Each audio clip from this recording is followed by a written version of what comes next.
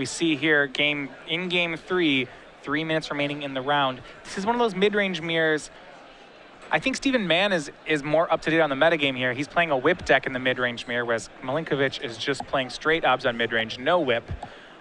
But Obzon's been a great deck, and we'll see whether or not they can finish this game in time. These whip mirrors, very time sensitive. Yes. Sidisi here attacking, making a zombie for Mann. And it looks like both players are aware of this. Melinkovich is racing. He has Mann down to 7. He has a Fleece main line and a Siege Rhino. And we'll see a Thoughtseize out of Mann. Melinkovich at a healthy 23.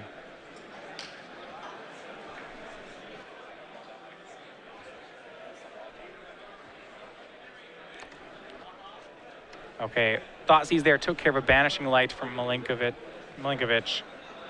And he's takes most of the play out of his hand. Steven very low, but a pretty stocked hand, flush with some blockers.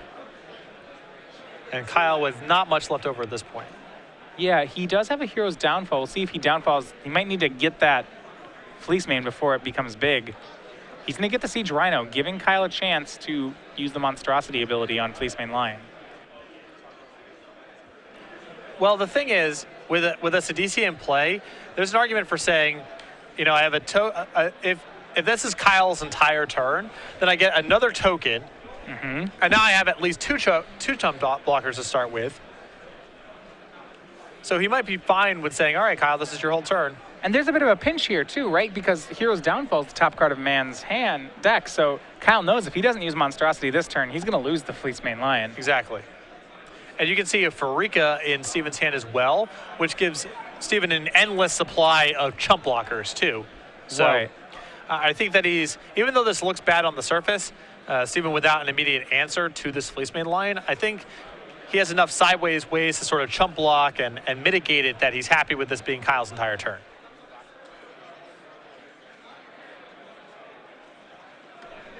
Yeah, I mean, the danger is that if Melinkovich decides to use this Fleece main line to block, Mann might not be able to get past it. Sure, no, there's definitely a concern there, but, you know. He'll swing back for 5, makes a zombie off Sidisi, another Sidisi on top. That's not exactly what he wants to see. Kyle is at 13, and Steven's continuing to add to his board. I think it's feasible here for him to overwhelm this one Fleece main line, especially not with the Farika, because generating an army of 1/1s is really good against one big blocker. So, as I said before, I really like the way that Steven's managed this Fleece main line. He's not answering it directly. He's not killing it, but he's generating enough of a board that it may not matter very much. And now he's going to have to burn his Hero's Downfalls. You see the draw for Melinkovich there was a copy of Elspeth Sun's Champion. So it'll get 3 1/1s even with the removal spell from Mann. Of note, Mann has right now 6 Devotion to Farika, so it's not online, but he probably can make it online. Yeah. Elspeth pluses to make 3 1/1s. It looks like they're going to reach extra turns. We will update you on that. Yep, this is turn 1 for Mann.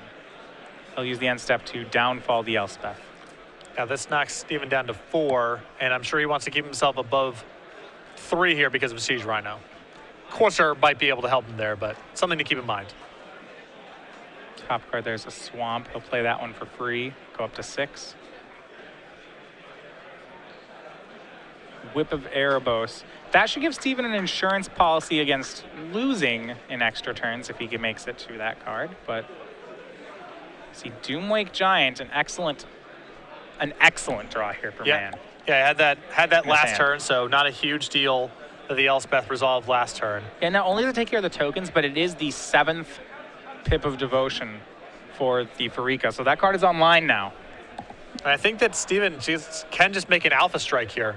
He can send in everyone. Well, he won't lose the Sidisi because if Fleece main line blocks the Sidisi, he can actually make a Snake token, and that's another enchantment token, so it will shrink the Fleece main down to a 2/2, and Sidisi will live. Exactly. So at that point, Kyle's probably just chump blocking Farika, in which case the attack is awesome. It's awesome no matter what for Steven. It can't fail. It looks like Steven will be able to get this in 5 turns, borrowing some great draws from Kyle. So here's a full attack. Whip's going to get mailed. Will he get a creature with it? He will. It is another copy of Sidisi.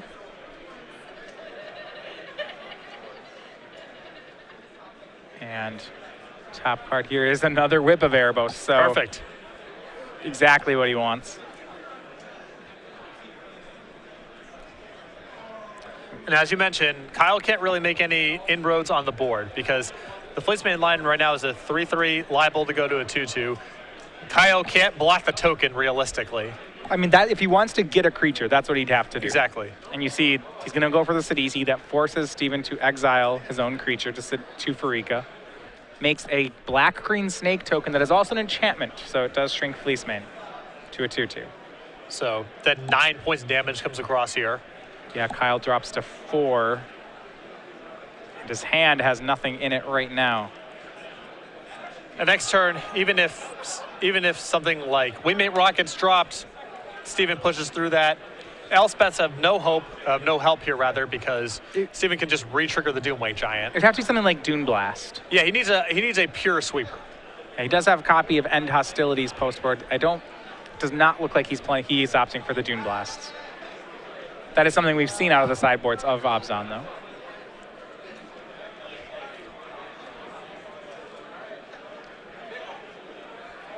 And it looks like these Reanimator decks doing exactly what they're supposed to do against mid-range.